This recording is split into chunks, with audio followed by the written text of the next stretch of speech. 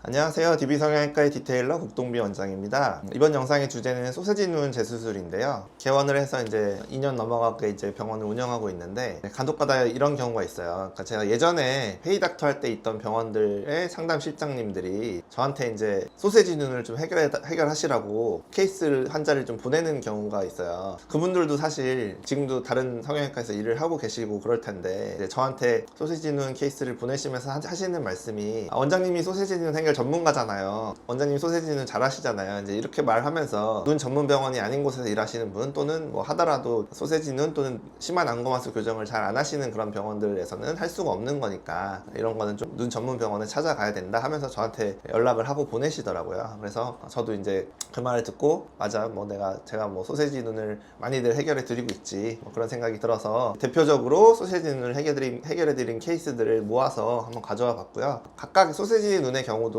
해결해야 되는 어떤 가지고 있는 문제들이 다 다르거든요. 처한 여건도 다르고요. 그래서 뭐 피부 여분이 다를 수 있고, 그 다음에 이제 뭐 아웃라인이냐 인라인이냐 뭐 그런 부분도 다를 수 있고, 그 다음에 이제 안검하수가 얼마나 심하냐 이 부분이 또 소세지 눈 해결에서 가장 중요한 포인트가 되겠죠. 저의 경우에는 눈이 정말 아주 또렷하신 경우 아니면 안검하수 교정, 눈매 교정은 무조건 라인을 얇게 만드는 효과가 있기 때문에 대부분 이제 같이 이제 하고 있고요. 라인을 조금만 내려도 되는 경우에는 이제 피부 절제법, 피부 여분이 있는 경우는 그렇게 하고 있고, 피부 여분이 없거나 라인을 많이 내려야 되는 경우는 이제 두 줄 따기법을 사용해서라도 라인을 내려드리고 있죠. 말로 설명드리는 것보다는 이제 케이스를 실제 보면서 어떤 경우에 어떤 방법을 적용해야 되는지, 그리고 제가 어떤 방법으로 소시지 눈을 해결했는지 그런 거를 보여드리면서 설명드리도록 할게요.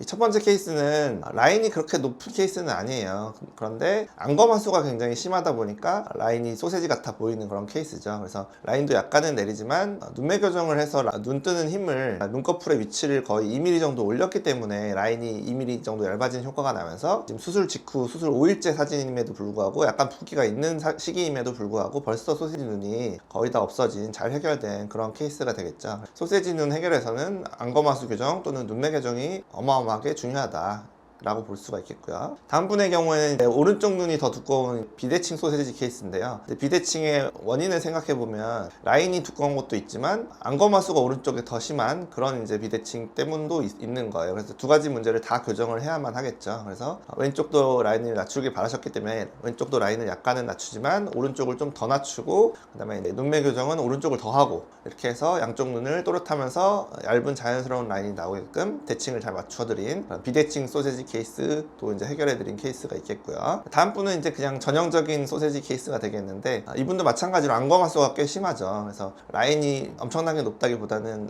눈 뜨는 힘이 약해서 통통해 보이는 그런 케이스이기 때문에 라인도 조금 낮추지만 눈매 교정을 잘해서 눈을 크게 뜨게 해야만 눈이 또렷해져서 예뻐지기도 하고 라인도 얇아 보이는 그런 효과가 나오게 됐죠. 소세지 눈 재수술에서는 눈매 교정을 잘하는 것이 굉장히 중요하다라고 보시면 되겠고요. 다음 분의 경우는 또 이제 오른쪽 라인이 더 두꺼운 소세지 케이스가 되겠는데요. 이분의 경우에는 눈 뜨는 힘이 다르진 않고 양쪽 눈 다 동일하게 그냥 눈 뜨는 힘이 약하시고, 근데 라인이 오른쪽이 높게 되신 그런 이제 비대칭 소세지 케이스죠. 그래서 이분의 경우도 오른쪽 라인을 더 낮추고 눈매 교정은 동일하게 해서 대칭을 맞춰서 소세지 눈을 해결해드린 그런 케이스가 되겠고요. 다음 케이스부터는 이제 두 줄 따기법으로 해결해드린 분들인데, 이분의 경우는 아직 젊고 좀 피부가 탱탱하신 분이라 피부 여분이 별로 없는 분이셔서 라인도 좀 높기도 하고요. 그래서 두 줄 따기법으로 라인을 내려야만 했고요. 그 다음에 눈이 조금 졸려 보이는 부분을 눈매 교정해서 더 또렷하게 했기 때문에 수술 직후 5일째 약간 멍이 들어있지만 붓기가 약간 있는 시기임에도 불구하고 벌써 눈매 교정 효과도 잘 나타나고 라인도 많이 얇아진 모습이죠. 그래서 두 줄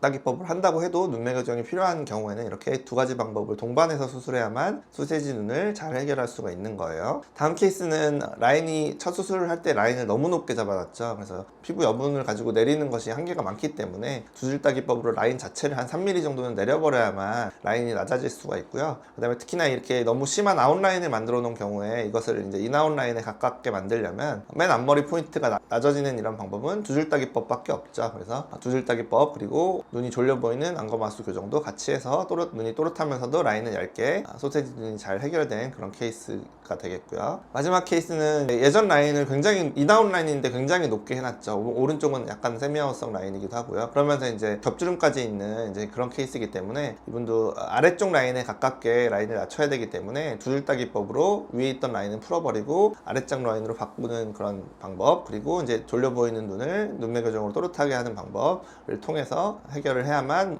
이분이 가지고 계시는 모든 문제를 잘 해결할 수 있다. 그래서 이분은 이제 6개월째 병원 오실 일이 있어서 사진을 찍게 되었는데 눈이 잘 자리를 잡아서 아주 자연스러워진 모습으로 병원 경과를 오시게 되었죠.